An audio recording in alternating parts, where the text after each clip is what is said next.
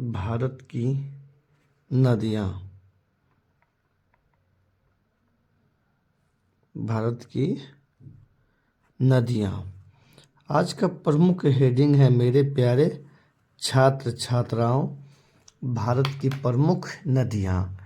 ये भारत की हेडिंग है और इस सिलसिला में भारत का जो भी महत्वपूर्ण पॉइंट आपके एग्ज़ाम के दृष्टिकोण से बनेंगे उन सभी को आज हम समाप्त करेंगे और आप लोग भी अपना फटाफट वीडियो का जो है ना नोट बनाते चलिए और आगे बढ़ते चलिए।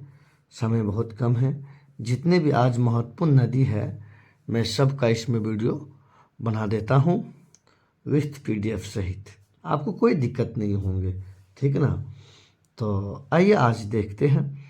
सबसे पहले देखते हैं आपको सिंधु नदी। एक बात समझिएगा आप लोग, हम उद्गम शब्द का प्रयोग करेंगे। उद्गम नदियाँ पढ़ने से पहले कौन शब्द समझेंगे? उद्गम शब्द देखेंगे। कौन सा? उद्गम।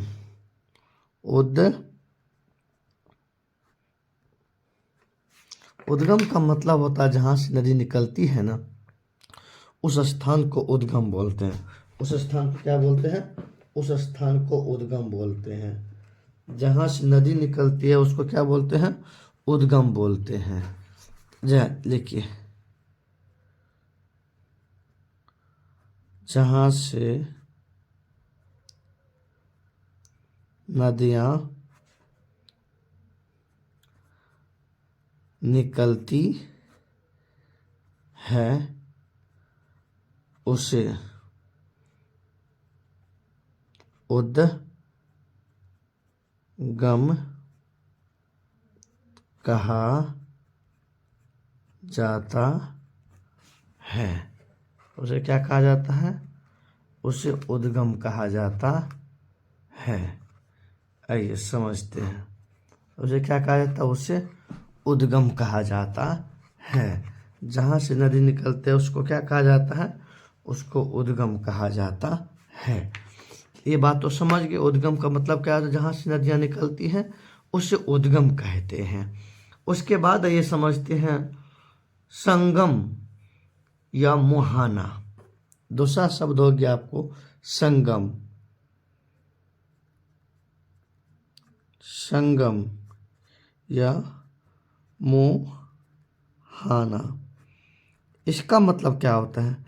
जहाँ नदी समाप्त हो जाती है, जहाँ नदी का मतलब जहाँ नदी अपने पानी को विसर्जन कर देता है, मतलब उस नदी की अस्तित्व वहाँ से समाप्त हो जाता है, उस स्थान को संगम या मुहाना कहते हैं। आइए, जहाँ नदियाँ अपनी जहाँ नदियाँ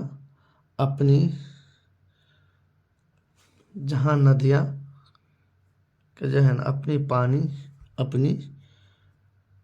पानी का विसर्जन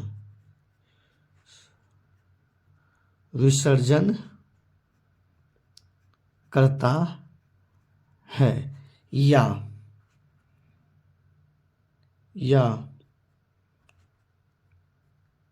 जहाँ से नदियाँ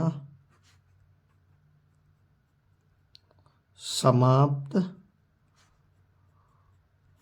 हो जाती है उसे संगम या मुहाना कहा जाता है। संगम कहा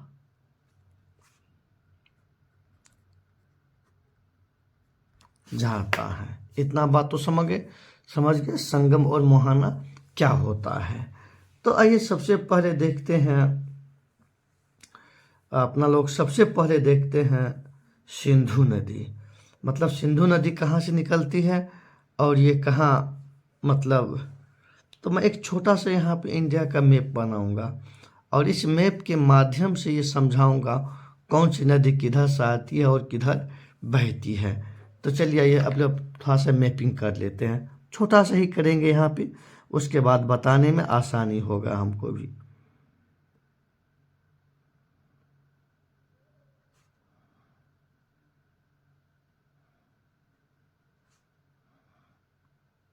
क्योंकि मैप के माध्यम से बताना जो है ना आसान होता है।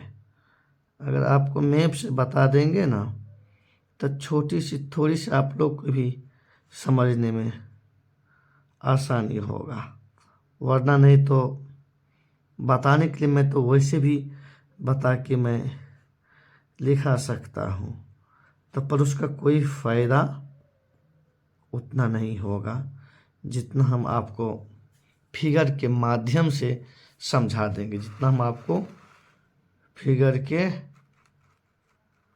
माध्यम से समझा देंगे, ठीक ना। तो आइए सबसे पहले देखते हैं।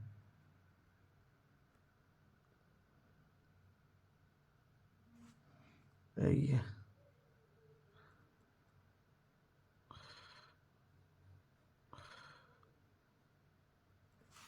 आइए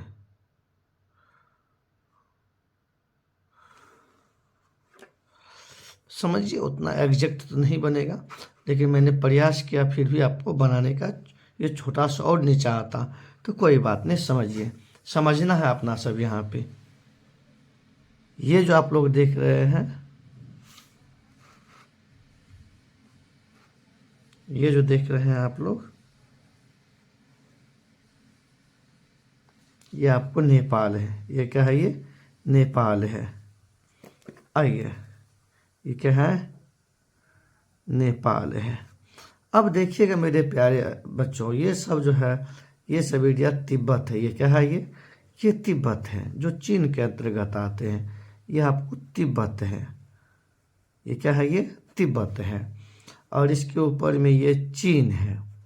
और तिब्बत में देखिएगा, यहाँ पर एक झील है। इस झील का नाम है मानसरोवर झील। इसका नाम क्या है? यहाँ पे मैं लिखता हूँ, मानसरोवर। मानसरोवर झील। तो मानसरोवर झील कहाँ स्थित है? तो ये तिब्बत में स्थित है। मानसरोवर झील कहाँ स्थित है? ये तिब्बत में स्थित है।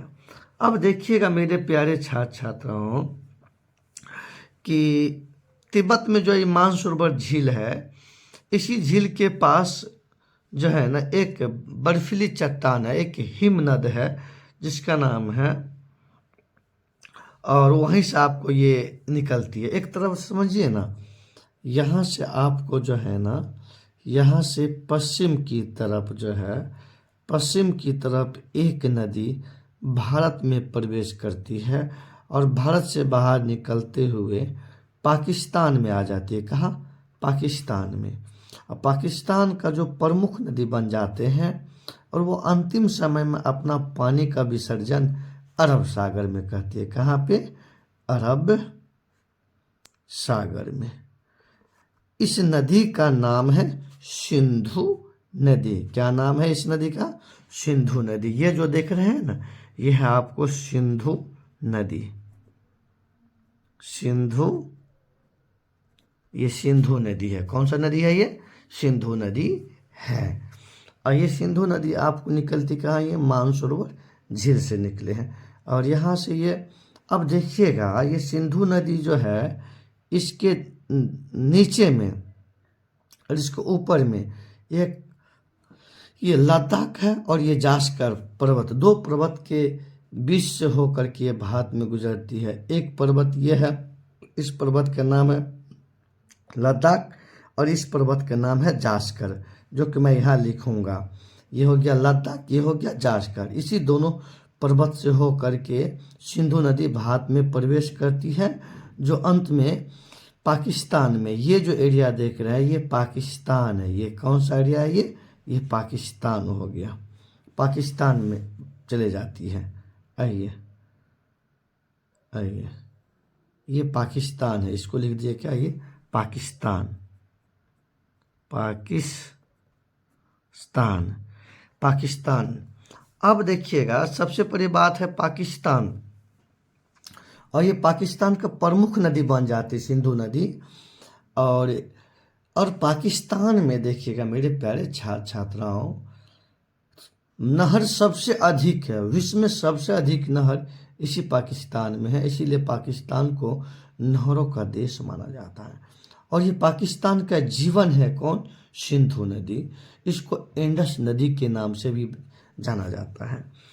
तो इसकी देखिएगा, इसका उद्गम हो गया मानसरोवर झील के पास, और मोहाना हो गया, मोहाना मतलब क्या, संगम, अरब सागर में हो गया। और इसके 5 सहायक नदी है, कितने सहायक नदी है, 5 सहायक नदी है। वो 5 सहायक नदी के बारे में जानेंगे अपना सब। आइए सबसे पहले आप यहाँ से अपना सब देखते हैं, सिंधु नदी, कौन सा नदी, सिंधु नदी, कौन सी नदी देखेंगे, सिंधु नदी देखेंगे। आइए अब आप लोग समझिएगा, इसका सबसे पहले इसका देखेंगे मोहाना या उद्गम, सबसे पहले उसका उद्गम देखेंगे, उद्गम हो गया मानसरोवर झील के पास, एक है सोना खयाब, आइए सोना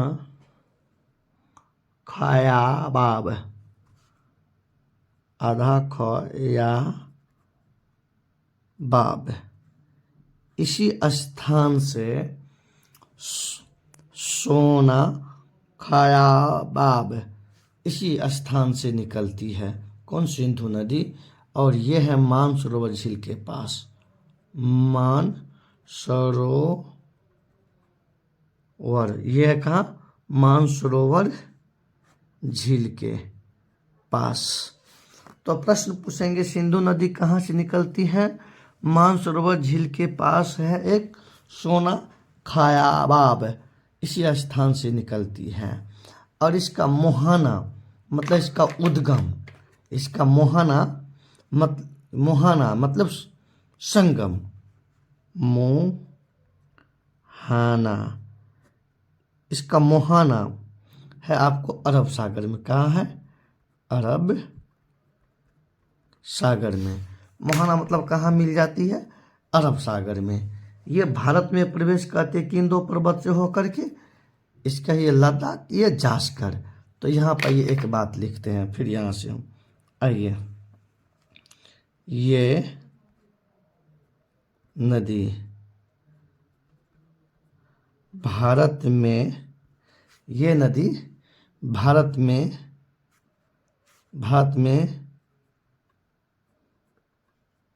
लद्दाख पर्वत एवं जास्कर पर्वत के बीच से होकर भारत में प्रवेश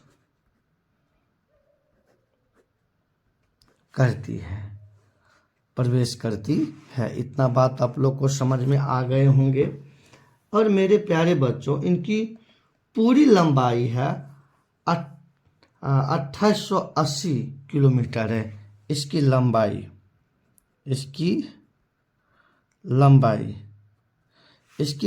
है 2880 किलोमीटर टोटल लंबाई किसका, ये सिंधु नदी का, जिसमें से इसका भारत में है 1114 किलोमीटर। इसकी तो पूरी लंबाई बताए, इसका भारत में हो गया आपको, इसकी भारत में इनमें से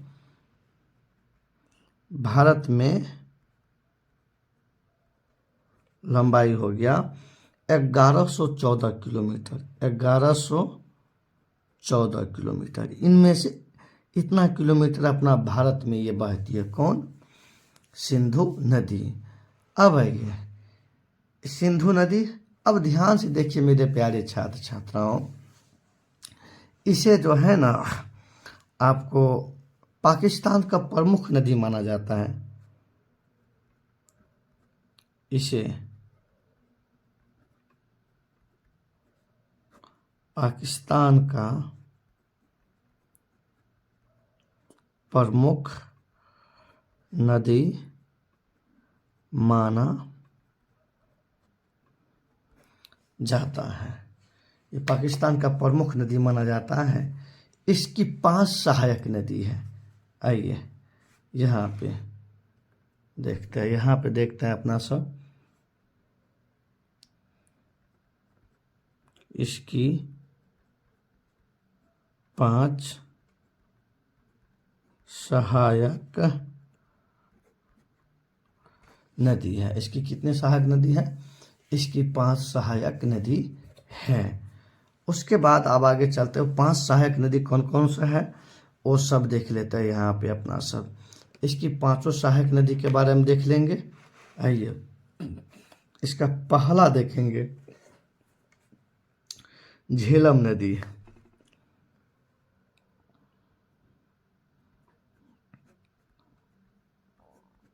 झेलम नदी सबसे पहले देते, इसके उद्गम स्थान हो गया आपको झेलम नदी जो निकलती है, ये जम्मू कश्मीर के समीप है। आपको जो है ना बेरी नाग के समीप है, शेषनाग झील से निकलती है। ये कहाँ से निकलती है? ये देखिए इसका उद्गम लिखते हैं, उद्गम। उद्गम उद्गम मतलब जहाँ से निकलती है। ये निकलती है आपको शेषनाग झील से। शेष नाग झील, इसका उद्गम मतलब कहाँ से निकलती है? शेषनाग झील से। ये कहाँ है? जम्मू एंड कश्मीर में। आप लोग को भारत को जो मैं झील बताया था उसमें ये मैं बताया था कि जितने भी नाग नागिन झील है वो सब जम्मू कश्मीर में स्थित है। तो आप लोग जैसे आप लोग से क्वेश्चन है कि जैसे देवताल झील किस राज्य में है? आप लोग क्वेश्चन में आंसर दीजिएगा। देवताल झील किस राज्य में है आप लोग दीजिएगा। इसका उद्गम तो देख लिए झेलम का, अब देखेंगे इसका मोहाना। मोहाना, तो मोहाना देखेंगे। ये जो है इसकी मोहाना तो आप लोग को पता ही है कि ये मिल जाती है आपको चेनाब नदी में। किस नदी में मिल जाती है? चेनाब नदी। चलिए अब देखेंगे एक अगला बात देखेंगे मेरे प्यारे छात्र छात्राओं, सिंधु की दूसरी सहायक नदी देखेंगे। सिंधु का दूसरी सहायक नदी देखेंगे। तो दूसरी सहायक नदी देखेंगे रावी नदी। कौन से देखेंगे? रावी नदी। कौन से देखेंगे? रावी नदी देखेंगे। ये रावी नदी निकलती है आपको रोहतांग दर्रा से। कहाँ से निकलती है? रोहतांग दर्रा से। तो इसका उद्गम हो गया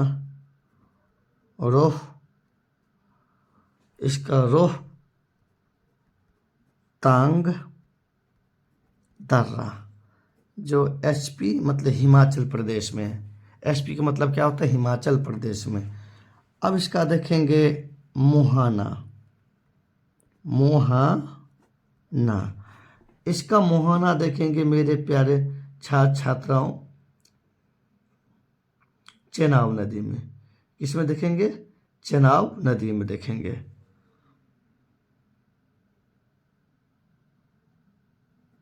चेनाब नदी में। ये सब देख रहे हैं, ये सिंधु का सहायक नदी है। आइए अब तीसरा देखेंगे। तीसरा देखेंगे अपना सब चेनाब नदी देखेंगे। कौन सा देखेंगे? चेनाब नदी। चेनाब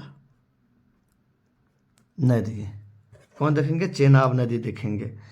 अब इसका सबसे पहले देखेंगे उद्गम देखेंगे, मतलब कहाँ से निकलती है? उद्गम। याद रखिएगा, पूछे जाते हैं। चेनाब का उद्गम हो गया, देखिएगा एक स्थान है आपको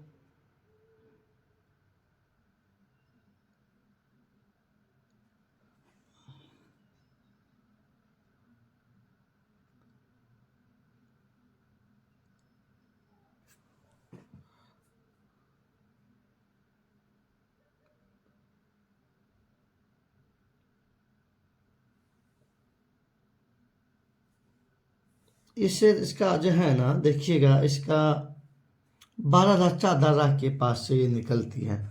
बारह लाचा दर्रा, बारह लाचा, बारह लाचा दर्रा। आप लोग खुद बताइएगा, मैं दर्रा बता चुका हूँ। बारह लाचा दर्रा किस राज्य में है, या आप लोग खुद हमको बताइए। मैं आप लोग को बता चुका हूँ कि बारह लाचा दर्रा किस राज्य में है, या आप लोग खुद मुझे बताइए। समझ गए ना? बारह लाचा दर्रा किस राज्य में है, या आप लोग खुद बताइएगा। क्वेश्चन में कमेंट सेक्शन में आंसर दीजिएगा। देखिए मैं कितना सुंदर से आज बता रहा हूँ और आप लोग को मज़ा आएंगे। चलिए अब आगे देखते हैं अपना सब। बारह लाचा दर्रा देख लिए, उसके बाद इसका देखते हैं मुहाना। मुहाना, इसका मुहाना देखते हैं। ये आपको मुहाना हो गया सिंधु नदी में, सिंधु नदी। एक बात और जान लीजिए, ये सिंधु नदी का सबसे बड़ी सहायक नदी है। कौन? चेनाब नदी। ये सिंधु नदी का सबसे बड़ा सहायक नदी है। कौन? चेनाब नदी। अब आइए मेरे प्यारे छात्र छात्राओं, देखते हैं इसका अपना सब एक बात और देख लेते हैं। अभी तीसरा देख लिए, अब यहाँ देखते हैं इसका चौथा। कौन देखेंगे? इसका चौथा देखेंगे सहायक नदी। चौथा देखेंगे ब्यास। ब्यास नदी, इसका सहायक नदी देखेंगे। कौन? ये सिंधु का। तो सबसे पहले अपना सब देखेंगे, ब्यास निकलती है, ये भी निकलती है आपको रोहतांग दर्रा के समीप है, ब्यास कुंड से। इसका सबसे पहले देखेंगे कौन? उद्गम। उद्गम, उद्गम। तो उद्गम देखते हैं, मतलब उद्गम मतलब कहाँ से निकलती है? देखिएगा तो ये निकलती है आपको रोहतांग दर्रा के समीप है, ब्यास कुंड से। रोहतांग दर्रा के समीप ब्यास कुंड से, यहाँ से निकलती है कौन? ब्यास नदी। ब्यास नदी ब्यास कुंड से। ब्यास कुंड कहाँ है? रोहतांग दर्रा के समीप है। आप लोग खुद बताइए रोहतांग दर्रा के नया नाम क्या है? कमेंट सेक्शन में आंसर दीजिएगा, जो कि मैं वहाँ पे दर्रा के समय पूरा मैं बताया था। अब इसका देखते हैं मुहाना। मुहाना मतलब कहाँ ये मिल जाती है? तो मेरे प्यारे छात्र छात्राओं, ये देखिएगा, ये इसका मुहाना है सतलज नदी। सतलज नदी मतलब सतलज नदी में मिल जाती है। और ये एक ऐसा नदी है सिंधु नदी के सहायक, जो भारत और पाकिस्तान की सीमा पर, जैसे मैं अभी मैप दिखाना चाहता हूँ आप लोग को, देखिएगा जैसे ये भारत पाकिस्तान की बॉर्डर है, इसी बॉर्डर पर जो है ना, इसी बॉर्डर पे ब्यास नदी जो है ना, इसी बॉर्डर पे ब्यास नदी सतलज में मिल जाती है। ब्यास नदी सतलज में मिल जाती है। अब आइए देखते हैं। तो प्रश्न पूछेंगे आप लोग से, क्वेश्चन में एग्जाम में प्रश्न बनते हैं, बहुत सुंदर क्वेश्चन बनते हैं। कौन सा ऐसा नदी है जो सिंधु की सहायक नदी है, जो भारत और पाकिस्तान के दोनों की सीमा पर सतलज नदी में मिल जाती है? तो वह कौन? ब्यास नदी। कौन सा है? ब्यास नदी, ये लिख लीजिएगा, हर एक बात लिखना संभव नहीं है। अब आइए देखते हैं सिंधु की 5वां सहायक नदी, वह है सतलज। कौन है? सतलज। सतलज नदी। और सबसे मेरे प्यारे छात्र छात्राओं, इनके बारे में देखेंगे, ये कहाँ से निकलती है, मतलब इसका उद्गम। उद्गम मतलब जहाँ से निकलती है। बार बार मैं तभी से बोल रहा हूँ, उसके बावजूद भी आप लोग नहीं समझ पाइएगा तो दिक्कत है। आइए, ये भी मानसरोवर झील के समीप है, राकसताल झील से निकलती है। देखिएगा,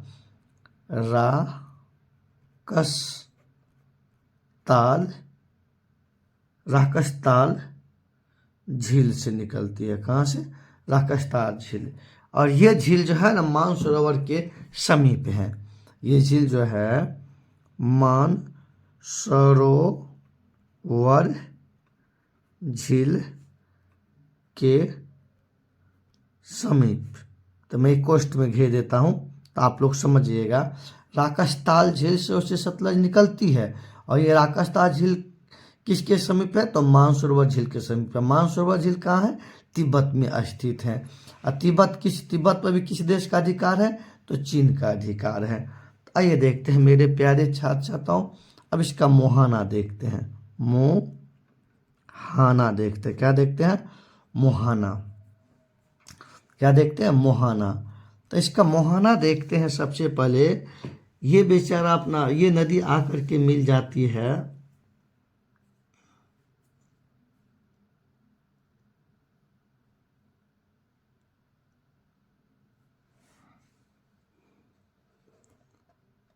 और ये मिल जाती है आपको सिंधु नदी में। किस नदी में?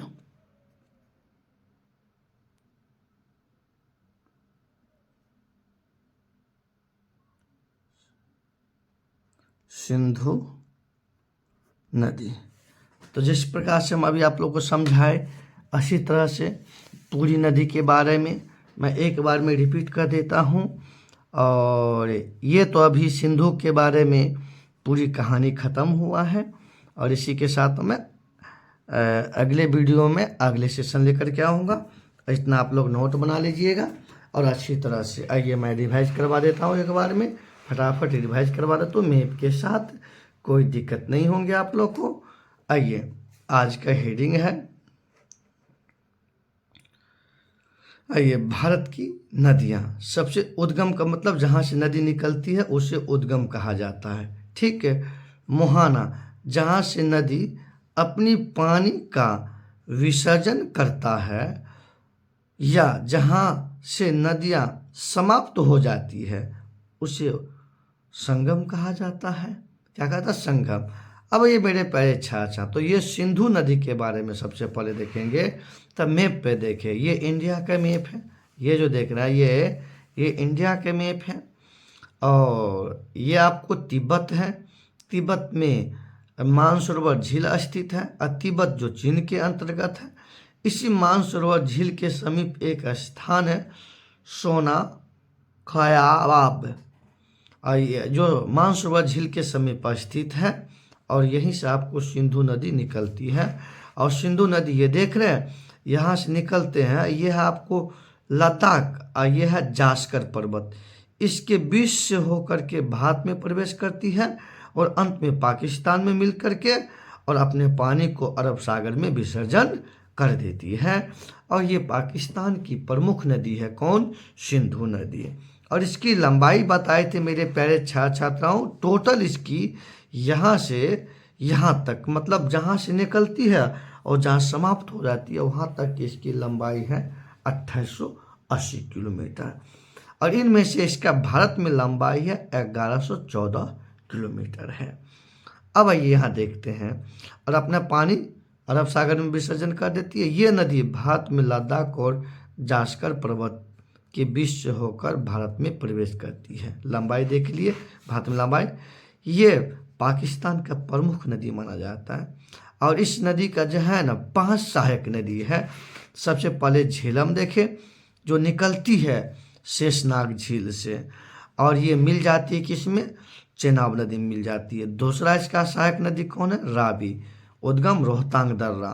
मोहना चेनाब, मोहना मतलब चेनाब नदी।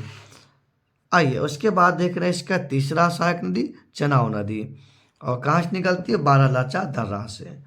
और कहाँ मिल जाती है? सिंधु नदी में मिल जाती है। तो देखिए आप लोग को मैं कितने अच्छी तरह से बता रहा हूँ, और आप लोग इतने ही सुंदर से जो है ना इनका नोट बनाइएगा। इसकी चौथी सहायक नदी ब्यास नदी, जो रोहतांग दर्रा के समीप ब्यास कुंड से निकलती है। मोहाना कहाँ? सतलज में मिल जाती है। और पांचवी सहायक नदी सतलज नदी, जो रोहतांग दर्रा राकसताल झील से निकलती है, जो मानसरोवर झील के समीप स्थित है। और इसका मुहाना हो गया कौन सा? सिंधु नदी। इसके साथ आपको सिंधु नदी की जो भी कहानी था सब समाप्त हो गया। आज इस वीडियो में इतना ही रखूंगा, कल मैं प्रयास करूंगा नदी का समस्या समाधान कर देंगे। चलिए धन्यवाद आप लोग को।